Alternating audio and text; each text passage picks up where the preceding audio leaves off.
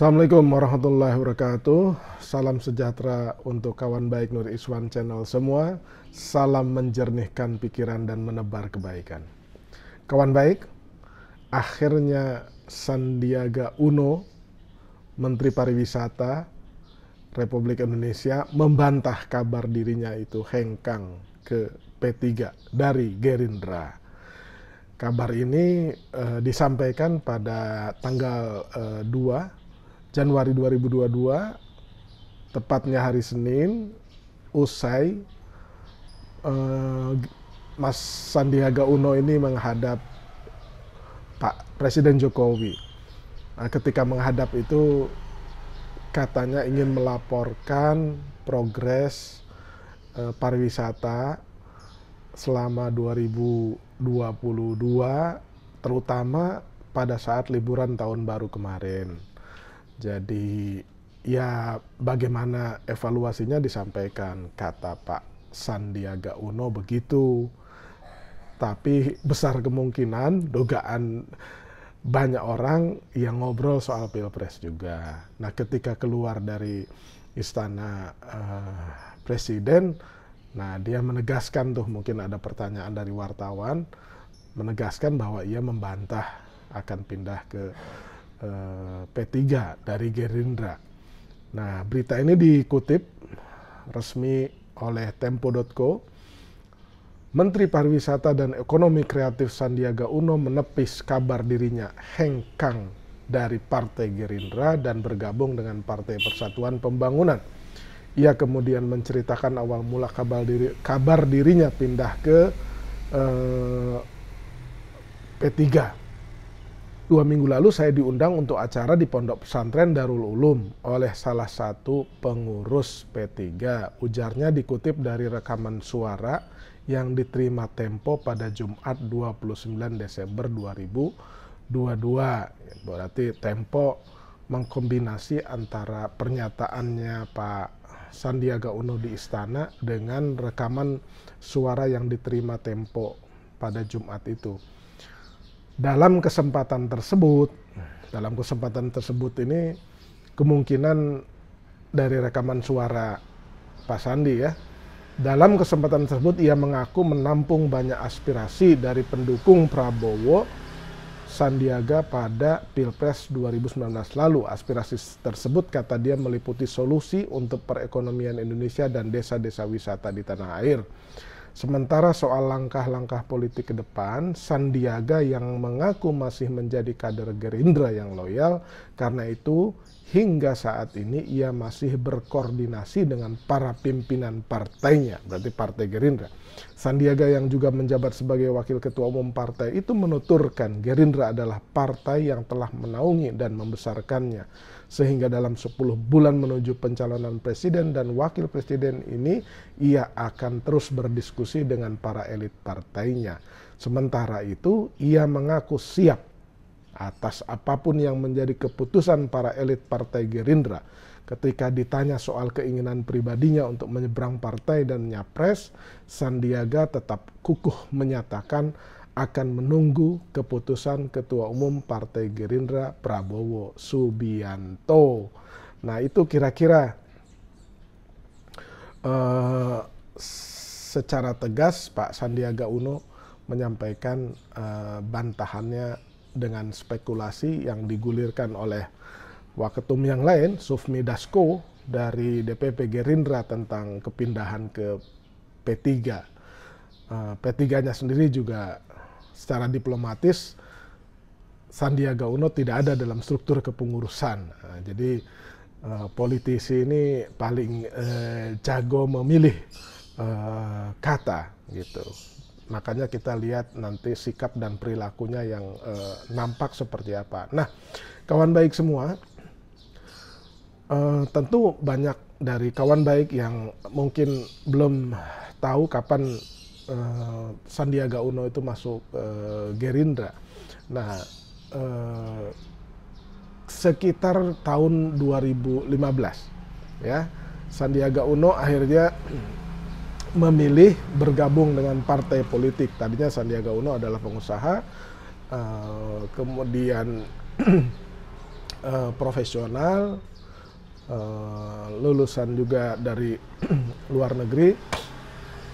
Nah, pernah tinggal di Kanada sama-sama dengan negara di mana tempat saya dulu pernah tinggal.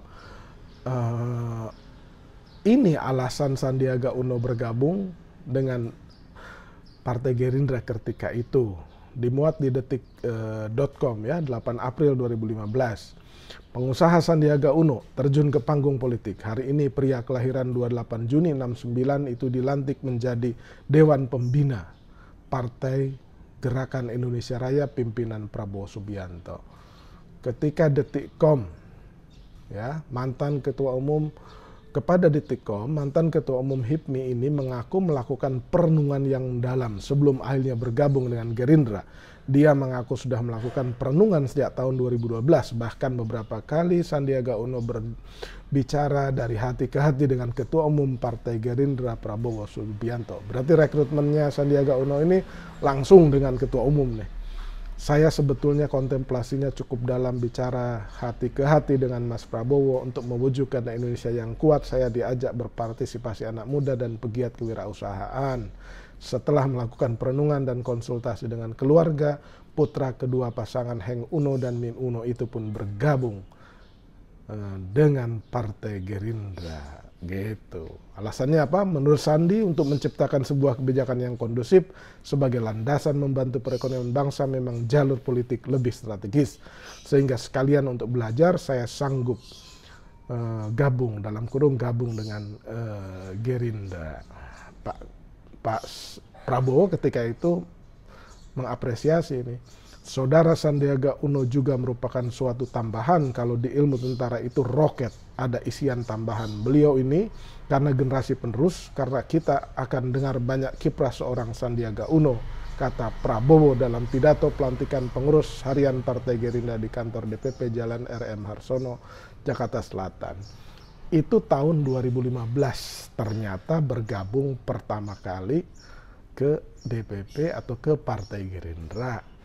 2015, kemudian di 2016 tidak salah, kemudian Pak Sandi ini dipilih oleh Partai Gerindra menjadi cawagubnya Mas Anies Rashid Baswedan. Ingat ya, bahwa Sandi Uno itu pernah menjadi wagub. Ya, sebelum jadi wagub, ya jadi cawagub.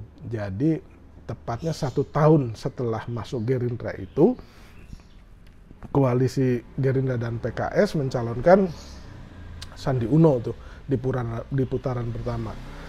Kompas ini Pilkada DKI 2017, beritanya 24 Oktober 2016. Jadi kurang lebih ya setahun atau 15 bulan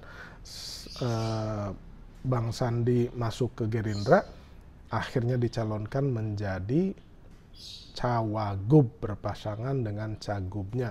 Pilkada ketika itu diikuti resmi oleh 3 pasangan, ya, Ahok Jarot, Anies Sandi, sama AHY dan Silviana Murni.